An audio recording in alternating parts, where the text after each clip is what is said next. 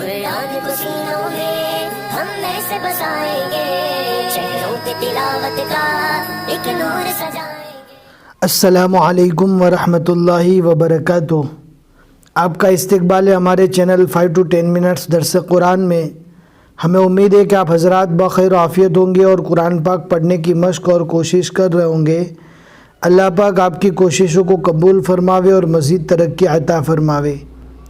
آج ہمیں 18ویں پارے کا 15واں رکوع پڑھنا ہے اور یہ سورۃ النور کا 9واں رکوع ہے، اور یہ 9واں رکوع سورۃ النور کا آخری رکوع ہے۔ اس کے بعد آپ دیکھ سکتے ہیں یہاں پر اوپر لکھا ہوا الفرقان، یعنی سورہ فرقان شروع ہونے والی ہے۔ آج کا سبق بھی بہت ہی آسان ہے، ویڈیو کو اینڈ تک دیکھیں، ذرا بھی اسکپ نہ کریں، انشاءاللہ ساری چیزیں آپ کو اچھے سے سمجھ میں آ جائے گی۔ اب ہم پڑھنا اسٹارٹ کرتے ہیں۔ اعوذ باللہ من الشیطان الرجیم، بسم اللہ الرحمن الرحیم۔ انما المؤمنون الذين آمنوا بالله ورسوله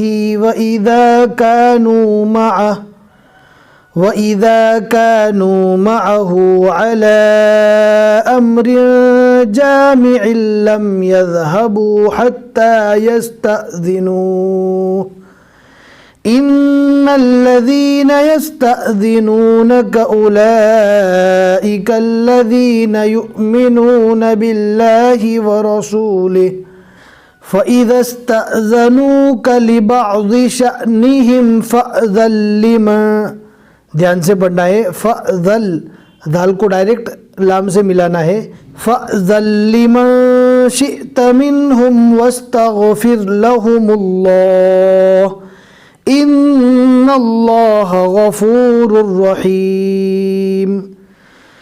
لا تجعلوا دعاء الرسول بینکم كدعاء بعضکم بعضا قد يعلم الله الذين يتسللون منكم لواذا فليحذر الذين يخالفون عن أمره أن تصيبهم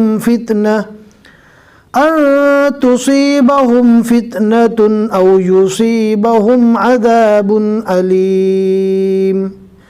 ألا إن لله ما في السماوات والأرض قد يعلم ما أنتم عليه ويوم يرجعون إليه فينبئهم بما عملوا والله بكل شيء عليم۔ صدق اللہ العظیم۔ الحمدللہ 18ویں پارے کے 15 رکوع یہاں تک مکمل ہو چکے۔ آج کے رکوع میں ہم نے 3 آیتیں پڑھی اور یہاں تک الحمدللہ سورۃ النور کے 9 رکوع بھی مکمل ہو چکے۔